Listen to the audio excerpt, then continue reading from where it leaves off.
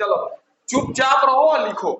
Simple हम बता रहे हैं जो कि देखो सर, ये थेल्स थ्योरम का हम डिफिनेशन आपसे लिखवा रहे हैं क्योंकि हम बोर्ड पे उसको लिखेंगे नहीं।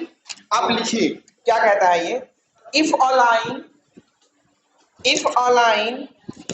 Is drawn if a line is drawn parallel to one side of a triangle to intersect the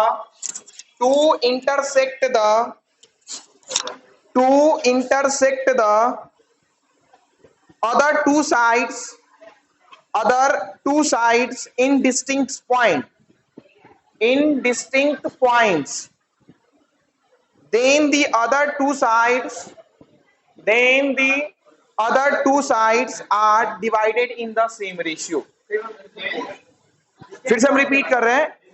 If a line is drawn parallel to one side of a triangle to intersect the other two sides in distinct points, then the other two sides are divided in the same ratio. सही है? Then the other two sides are divided in the same ratio. हो गया? सभी आदमी लिख लिए statement को? जो लोग नहीं लिखे हैं यहाँ आगे बेंच, फटाफट इसको लिख लो। सर देखो, इस थ्योरम को डिफिनीशन हम इसलिए लिखवा दिए हैं पहले, जिससे कि आपको थोड़ा बहुत पता चले कि आखिर थ्योरम कहता क्या। ठीक है, आपको इसमें रेशियो की बात किया गया है सर, एक पैरेलल लाइन की बात किया गया है। ठीक है, और इसको फटाफट लिखिए क्योंकि इस थ्योरम को प्रूफ करने से पहले कुछ हम बेस आपका तैयार करेंगे। क्या करेंगे? बेस। डायरेक्टली नॉर्मल जो प्रूफ होता है, जैसे आपको मिल जाता है हर जगह, वो प्रूफ तो हम करवाएंगे नहीं, है ना। पहले हम आपको आखिरकार इसमें क्या क्या यूज होने वाला है, क्या नहीं यूज होने वाला है ना, वो सभी चीज को हम आपको दिखा रहे हैं, जो कि आप 1 मिनट का समय लीजिए और इसको फटाफट लिखिए जिनका नहीं हुआ है, क्योंकि आपके बुक का ही है, बुक का ही लाइन लिखिए क्योंकि ये सही है। ठीक है ना। अब थोड़ा सा दिमाग लगाएंगे। क्या जो लोग लिखे हैं ठीक है, जो लोग नहीं लिखे हैं हम बाद में लिखवा देंगे। फिर इसको अब जो है ना क्लोज करते हैं। क्या करते हैं? क्लोज। अब कोई आदमी लिख नहीं ना रहा है, देखो जो हम दिखा रहे हैं उसको जरा देखो। ट्रायंगल सब लोग पढ़े हैं, ट्रायंगल सब लोग पढ़े हैं ना, या नहीं पढ़े? जरा एक बात बताओ, ट्रायंगल एक पॉलीगन है सर? हाँ या ना? है ना सर पॉलीगन। आप इसके एरिया के बारे में पढ़े होइए, हम भी पिछली बार पढ़ाए हैं सर क्लास 9th में आपको, कि एरिया ऑफ ए ट्रायंगल क्या होता है sir? Half into base into height, half into base into height, यही होता है, यानी कि जिसको परपेंडिकुलर डिस्टेंस कहते हैं। ठीक है, सिंपल लॉजिक हम दे रहे हैं और आपको हम प्रूफ करते हैं अभी कि आपको ट्रायंगल का एरिया भी निकालने नहीं आता, क्योंकि अगर ट्रायंगल का एरिया अगर आपको आ रहा है निकालने, तो इस थ्योरम में सिर्फ और सिर्फ आपसे हम 5 बार 6 बार जो है ना ट्रायंगल का एरिया ही निकलवाएंगे और ये आसानी से क्या हो जाएगा? प्रूफ हो जाएगा ये। और इस थ्योरम को थेल्स थ्योरम कहते हैं, क्योंकि ये थेल्स जो हमारे साइंटिस्ट रहे, मैथमेटिशियन रहे, उनके द्वारा दिया गया है। और इसको बीपीटी थ्योरम कहते हैं। क्या कहते हैं? BPT, basic proportionality theorem, BPT theorem. ठीक है, दोनों नाम इसका है। सबसे ज्यादा फेमस नेम है थेल्स। ठीक है, सीबीएसई के अनुसार बीपीटी ज्यादा फेमस है और बिहार बोर्ड या अदर बोर्ड के अनुसार थेल्स ज्यादा फेमस है। हालांकि आप में भी थेल्स कम फेमस नहीं, ऐसा नहीं। ठीक, तो थेल्स थ्योरम हो या बीपीटी हो, दोनों एक ही चीज है। ठीक है, बेसिक प्रोपोर्शनलिटी थ्योरम। कोई दिक्कत? अब सर देखिए, अब आप हमको बताइएगा कि ट्रायंगल में आप कितने टाइप के ट्रायंगल पढ़े हैं सर? 2? कितने पढ़े हैं? 2 नहीं पढ़े हैं? 2 पढ़ा है ना सर। 2 टाइप से हम डिवाइड करते हैं, पहला साइड के बेसिस पे, दूसरा एंगल के बेसिस पे। साइड के बेसिस पे हो या एंगल के बेसिस पे हो, आपने एक ही ट्रायंगल का एरिया पढ़ा है ना, half into base into height.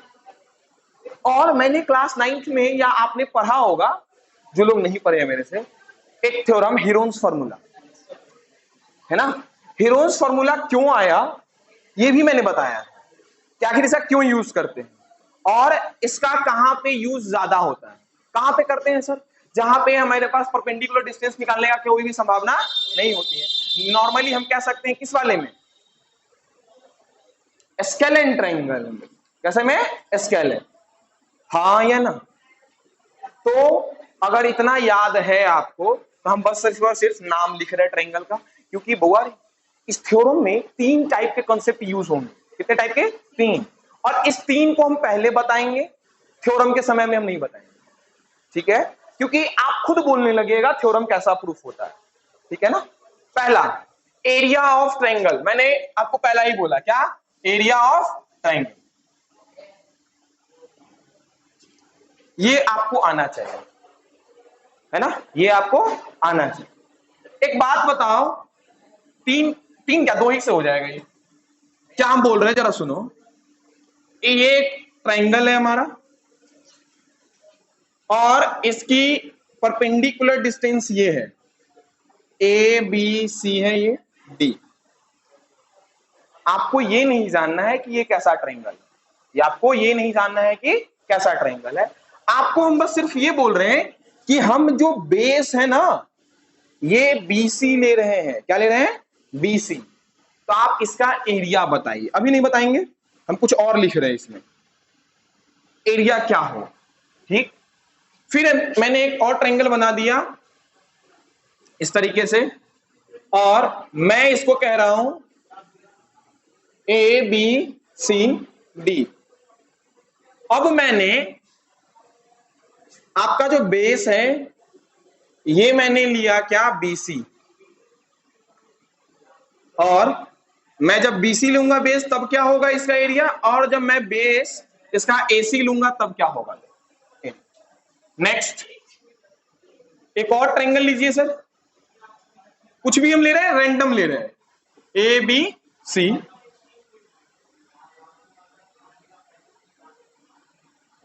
अगर बेस यहां पे एडी हो तो एरिया इसका क्या होगा? आप अलग अलग केस, इसमें भी 2 केस हम किए हैं, इसमें भी 2 केस आप कर सकते हैं, 3 केस भी कर सकते हैं, ठीक है? चलो सर, इसमें भी हम 3 केस बैठा ही देते हैं। बेस हमारा इसमें एसी हो तब क्या होगा, बेस हमारा बीसी हो तब क्या होगा। सिंपल लॉजिक देना है आपको।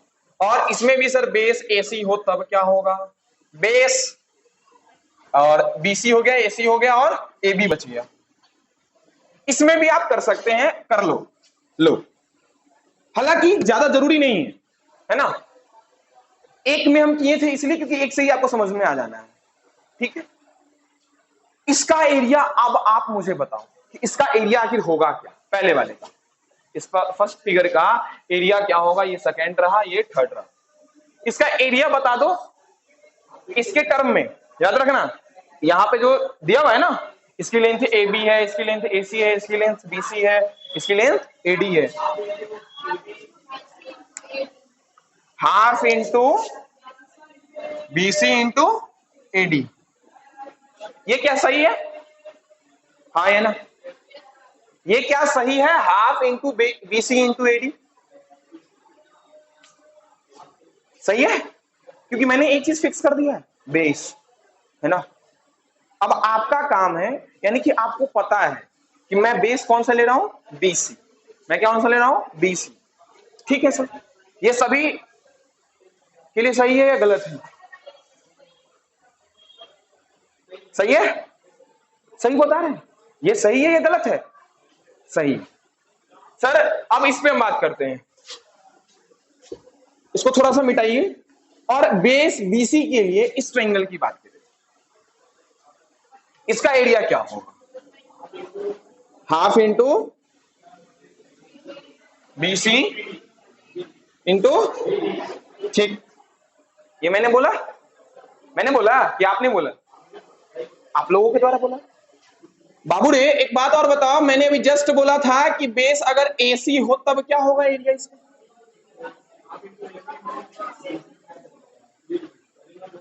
बात क्लियर? तुबा कुछ डाउट लग रहा है इसमें तुम्हें? डाउट मेरे अनुसार तुमको इसमें आना चाहिए। इसमें आ रहा है? सही बात। कितने लोगों को इसमें डाउट आ रहा है इस वाले एरिया में? 2 मात्र? 4? वॉइस में किसी को नहीं आ रहा? बहुत बढ़िया, टैलेंटेड है। नालायक को देखो यहाँ बेस, यहां पे मैंने बोला था कि बेस आपको क्या लेना है सर? एडी, सॉरी एबी लेना है। तो एरिया क्या हो जाएगा जरा बताओ? एबी इंटू, सॉरी डी है सी डी। हाँ सी डी डी सी आप जानते हैं, बात बराबर है। एक और बात बताओ, इसमें 3 केस बना लेते, जगह बहुत है हमारे पास। बेस कितना है सर? आपको मैंने बोला एसी मान के चलो, तब एरिया क्या होगा? Into C D. ठीक है, जगह नहीं लेते हैं और भी काम है। बेस हमारा अगर बीसी होता,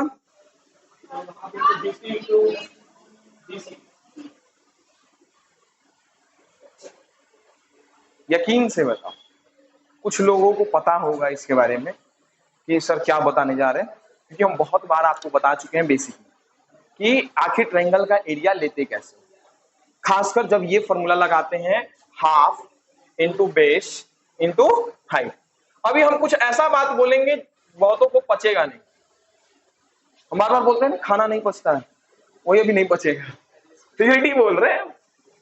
तो बोले एक बात बताओ, ये तो सही है ना, लेकिन मैं 100% गारंटी देता हूं कि अगर मैं यहां पे बोलूं कि बेस एसी है, तब भी आपका एरिया का जो फॉर्मूला आप बताएंगे ना, half into AC into BD ही एडी ही बताएंगे ना?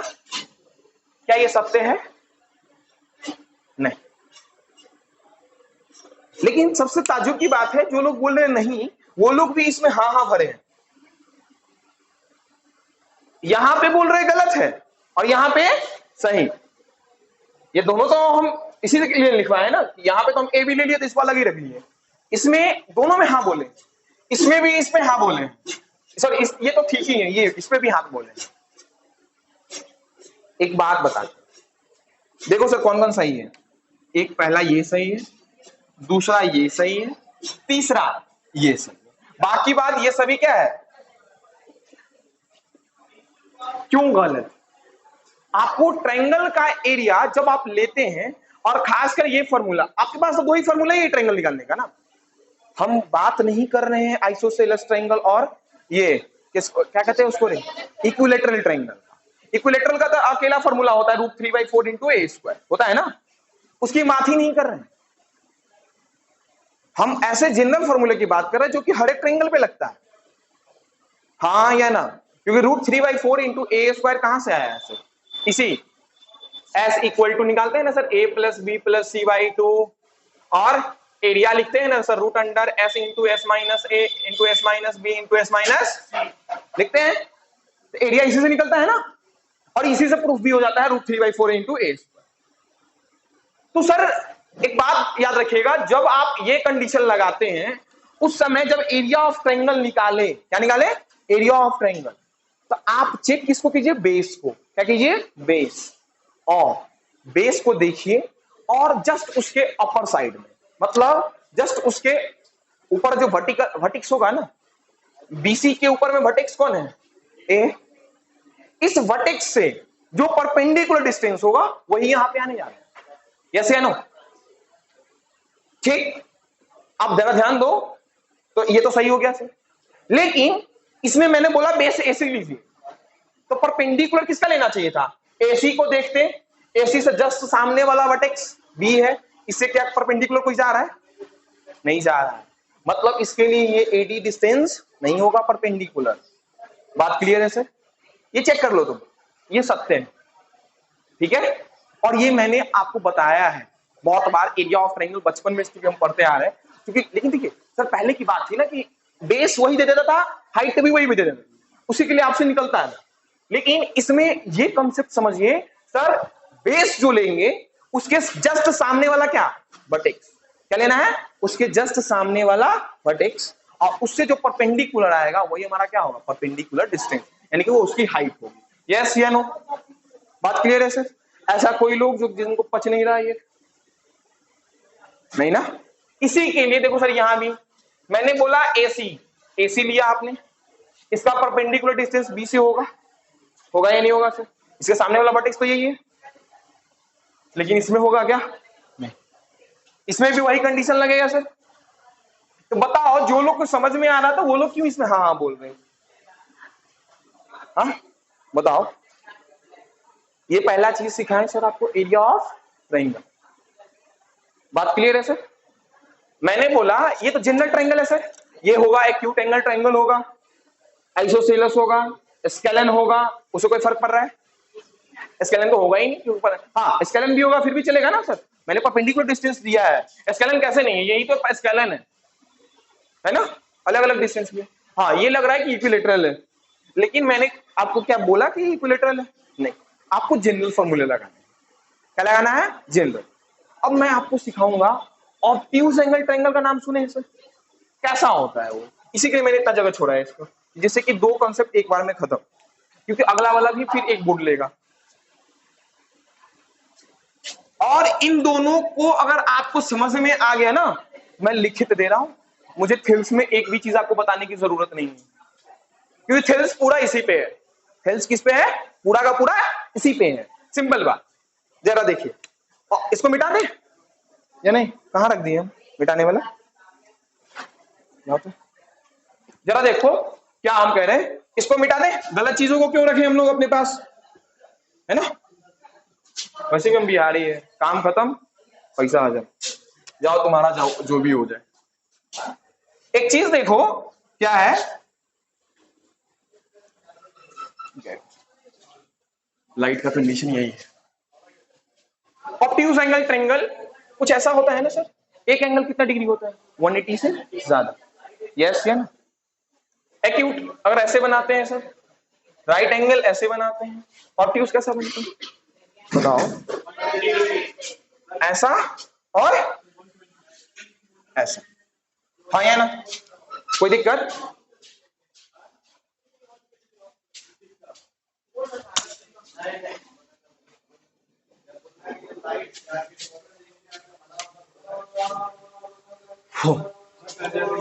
नजर नहीं आ रहा? किसको नजर नहीं आ रहा? देख यहाँ देख, चल ऑन ही रहने दे। सर ये ऑब्ट्यूज है, यस या नो? अब इसको बड़ा, इसका ट्रायंगल का एरिया निकाल के दिखाओ हमें। कैसे? जरा देख, इसको होने तो जो हो रहा है। ओवरलोड कंडीशन हो रहा है। हाँ तो उस इस रूम में का एक फैन बंद करवा दो ना। सुनो, ऑब्ट्यूज एंगल ट्रायंगल अगर ए बी सी है, ध्यान देने वाली बात है, अगर मैं बोलूं बीसी हमारा क्या है? बेस है। क्या है? बेस। तो एरिया क्या होगा? हाँ एसी। और कोई टिप्पणी इस पे? ये गलत है या सही? साफ साफ गलत है। ये बताओ ये सही है गलत है? ऑल टू ऑल गलत, गलत है ना? अब आपको एक चीज समझ में आ रहा होगा, बीसी के सामने वाला ए तो है, लेकिन इसे परपेंडिकुलर है क्या? नहीं। इसका मतलब हम लोग क्या ड्रॉ करते हैं? परपेंडिकुलर। तो यहां से हम लोग क्या ड्रॉ करेंगे? कहां तक सर? इसको एक्सटेंड कर लो, और इसका नाम यस या नो? याद कीजिए कुछ पहले पुरानी बातें, है ना, जिसमें आप ऑब्ट्यूज एंगल का ट्रायंगल आपको सर्जनी जी ने आपको सिखाया होगा निकालना।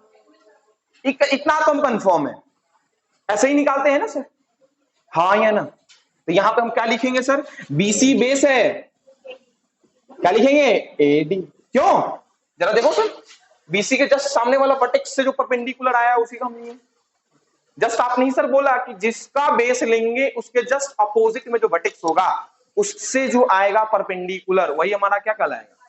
इसके लिए हाइट कहलाएगा, इस बेस के रिस्पेक्ट में। कोई दिक्कत नहीं ना? हो गया? तो दो कंसेप्ट, पहला एरिया ऑफ ट्रायंगल निकालना, हालांकि इसको भी एरिया ऑफ ट्रायंगल ही कहते हैं, लेकिन ऑब्ट्यूज कहा क्या करना? Obtuse, obtuse angle triangle.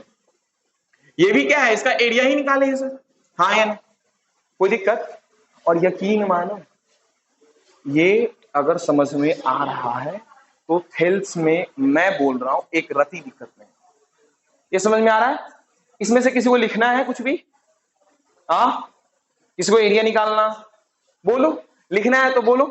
नहीं लिखना, बहुत बढ़िया। एक, अगर ये नहीं लिखना है तो बढ़िया बात है, क्योंकि ये समझने की चीज है, इसमें लिखने वाली कोई भी बात नहीं। अब जरा देखो, ऑब्ट्यूज का जिसको लिखना है लिख सकता है, क्योंकि हम उधर नहीं जा रहे। ऑब्ट्यूज का लिख लो, क्योंकि ऑब्ट्यूज का हो सके तो तुम लोग भूल जाओगे। बात नहीं करने के लिए बोलते हैं ना। एक बात बताओ,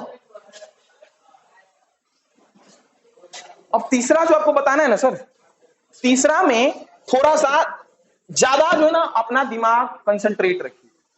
हम जो चीज बोलेंगे उस चीज में हो सकता है आपको दिक्कतें होंगी। क्या मैंने बोला? आप क्लास 9th में एक थ्योरम पढ़े थे, है ना? क्लास 9th में एरिया ऑफ पैरेललोग्राम में एक थ्योरम पढ़ाए थे हम, बड़ा अच्छा। क्या है सर थ्योरम? उसको जरा याद करते हैं कि अगर दो पैरेलल लाइन है, क्या है? दो पैरेलल लाइन है और इन दोनों के बीच में, हालांकि पैरेलल लाइन नहीं दिख रहा है, अब सही है, दो पैरेलल लाइन से इन दोनों के बीच में ट्रायंगल बन सकते हैं ना सर? बना के दिखाते हैं हम अभी आपको अलग अलग पेन से। एक डॉट डॉट लिखते हैं अभी, लेकिन ये समझेंगे आप कि ये लाइन है। क्या है सर? लाइन। पहला ट्रायंगल बना, और भी बन सकते हैं सर।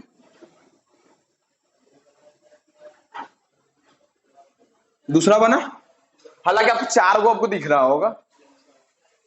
हो गया मेरा काम, मेरा काम हो गया। चार दिख रहा है ना? नहीं दिख रहा है? चार से ज्यादा है ये, तुमको चार ही दिख रहा है ना? हो गया, क्योंकि जो हमको चाहिए वही आपको दिखाना है। क्या समझे सर? ये क्या कहता है ये थ्योरम? जिस थ्योरम को हम यूज कर रहे हैं, याद रखो, मैं आपको डायरेक्टली बोलता हूं। आप थेल्स पढ़ेंगे, स्कूल में पढ़े भी होंगे, बहुत खत्म हो गया हुआ थेल्स, क्योंकि बहुत जगह भौकाल ये भी मचता है कि थेल्स पहले पढ़ा दिया जाए, क्योंकि बच्चे को 10th की समझ होती नहीं है, अब पहले ही निकाल देना है इसको पढ़ा के। ज्योमेट्री ऐसे बच्चों को समझ नहीं आती। लेकिन जरा सुनो हम क्या बोल रहे हैं। इस थ्योरम की कोई कहीं भी जिक्र नहीं है। ये पता है जिक्र कहां तुमको मिलेगा? कंक्लूजन में, थेल्स के कंक्लूजन में इसका जिक्र है। ठीक है? ये आपको रटवाया जाता है।